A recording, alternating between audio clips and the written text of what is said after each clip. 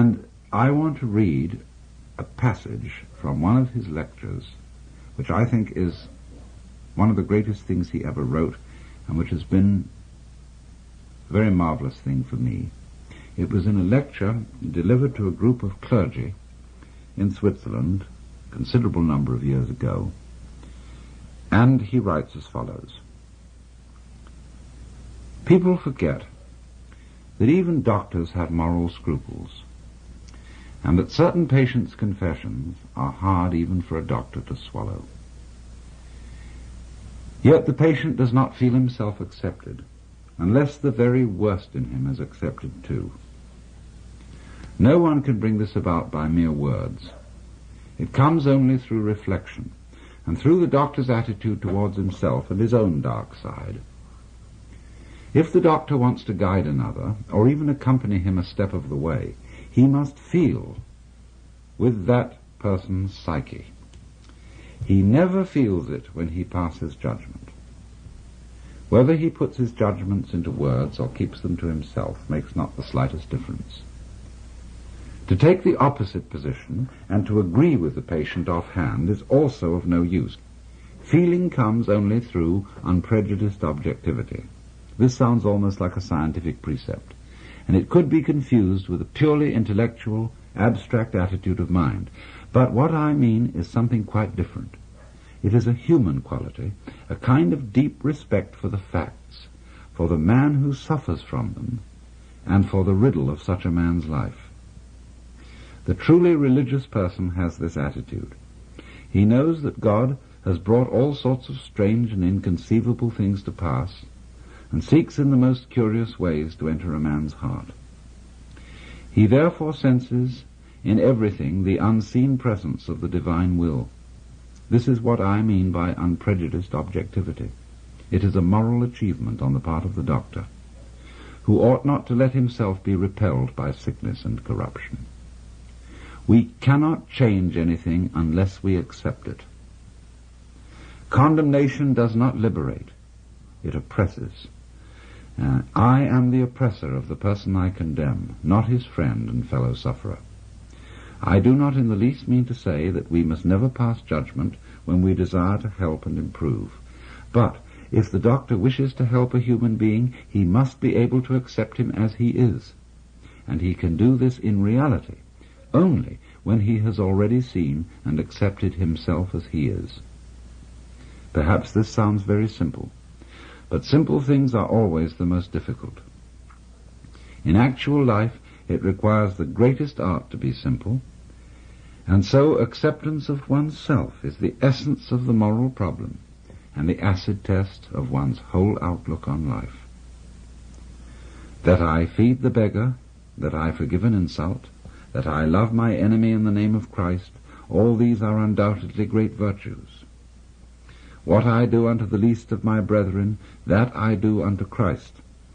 But what if I should discover that the least amongst them all, the poorest of all beggars, the most impudent of all offenders, yea, the very fiend himself, that these are within me, and that I myself stand in need of the alms of my own kindness, that I myself am the enemy who must be loved, what then?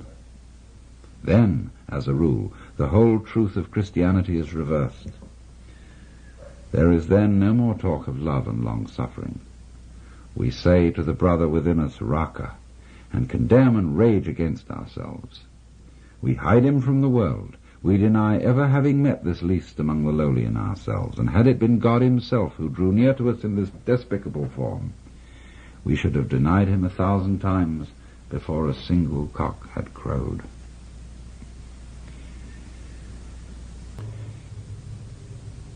Healing may be called, Jung says, a religious problem.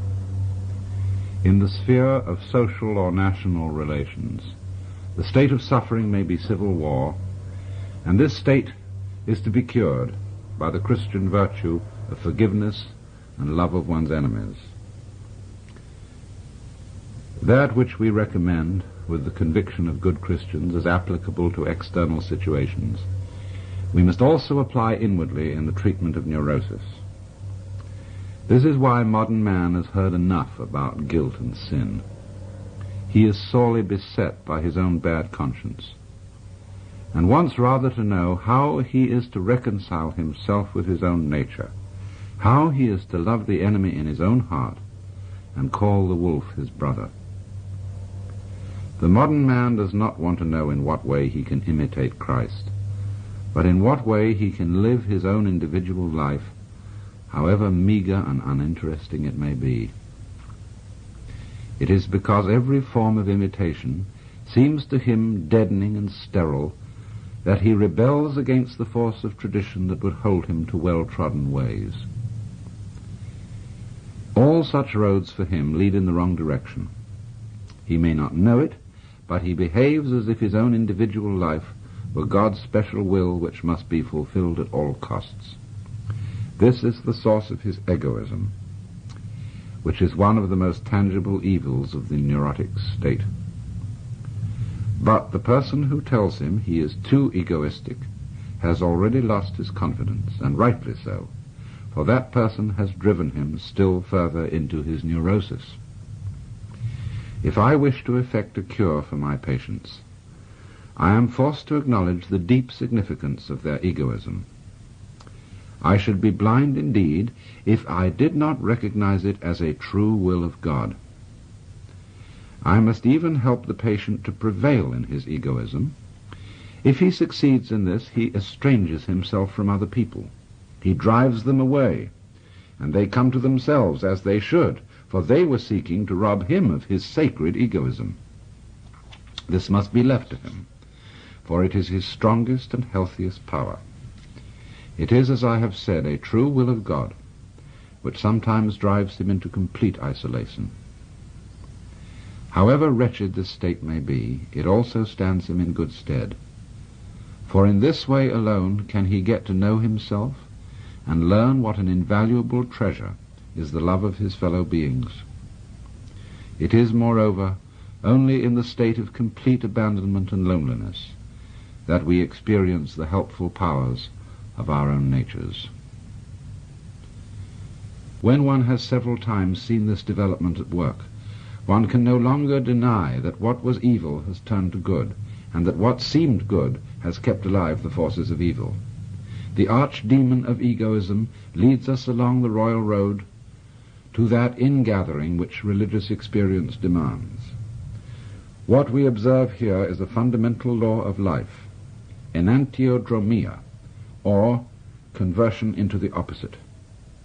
And it is this that makes possible the reunion of the warring halves of the personality, and thereby brings the civil war to an end. End of quote.